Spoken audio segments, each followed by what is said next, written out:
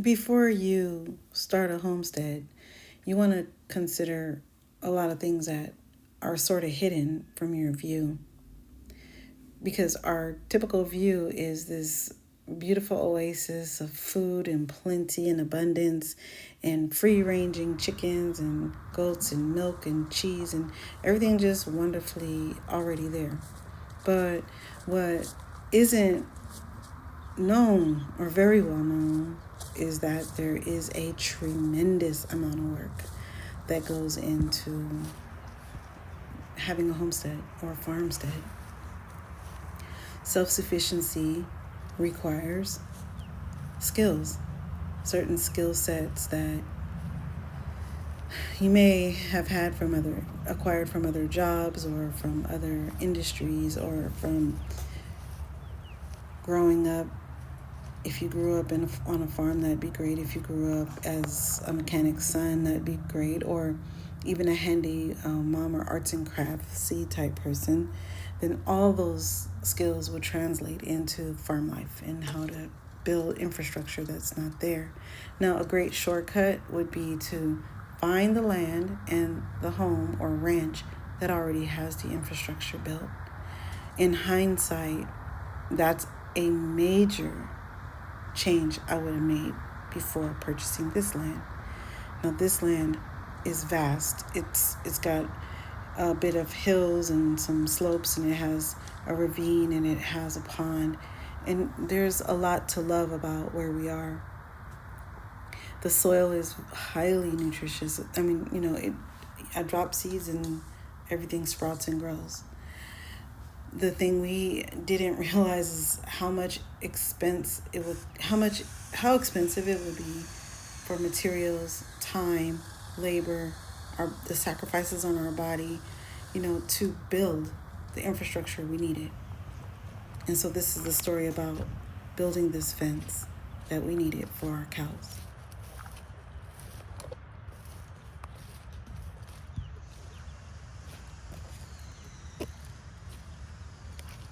Oh, it's so soft right there. Ooh. Oh my goodness. So the plan right now is just to build like an enclosure for the Highland, the mini Highland cattle that we're bringing onto the property. So we're enclosing this space. And we're gonna clear the rest of these trees, whatever's like kind of trash trees, we're gonna get rid of. All the vines we're gonna get rid of, and clear more land for them so we can expand this. And materials I used, these are actually just what they call like garden posts. Mm-hmm. They're pretty cheap. I got them at Lowe's. They're like $4 each. Mm-hmm. And then for the gates, I used a bigger piling. That's like an 8-inch piling, and those are a little more expensive. They're like $25 each. And then I'm bracing the corners by putting a what they call like a H-frame. Mm-hmm. And then it just sturdies up the corners, and using some high tensile wire and it's like a tensioner, high tensile wire tensioner, to kind of pull the two posts together, and it creates a more like solid frame for the corners. Are you adding concrete to the holes, or are you filling in with dirt?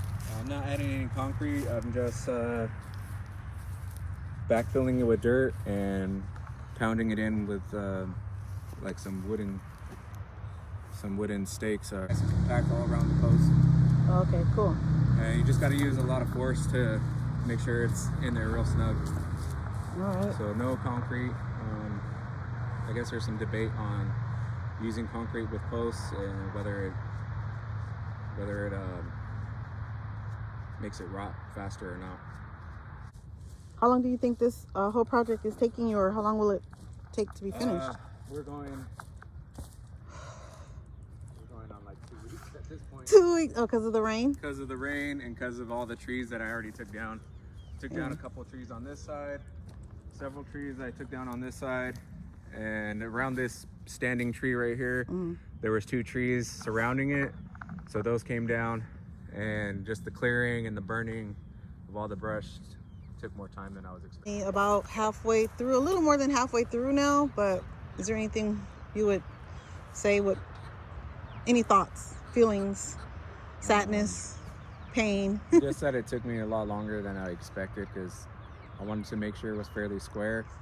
And I bought enough material to cover almost an acre, but because of the time constraints and trying to get the cattle here within a certain amount of time, I had to make it a lot smaller than I wanted to.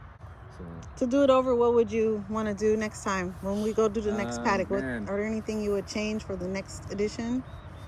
Would you hire someone to come help you try to get the kids down? Or at this point, with the exception of buying like heavy machinery, I don't think I would really change anything. Okay.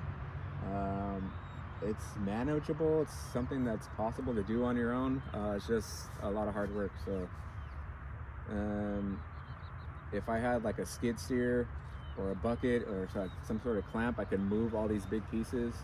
And so yeah, the fence is done, and then they needed a shelter. So we had plans to go get really nice material, but it's just like we just need to get a shelter going. So we had some pallet wood laying around, and up came a shelter. It turned out really pretty too. And I mean, it's not perfect, and of course the perfectionist in my husband, he's like, he hates it. I think he actually literally hates it because it's uneven. It's not like, it's not. But it does the job. It does the job. It keeps the water off them. They're in there. They're warm. They're safe. They're dry. They're elevated. And it does what it needs to do.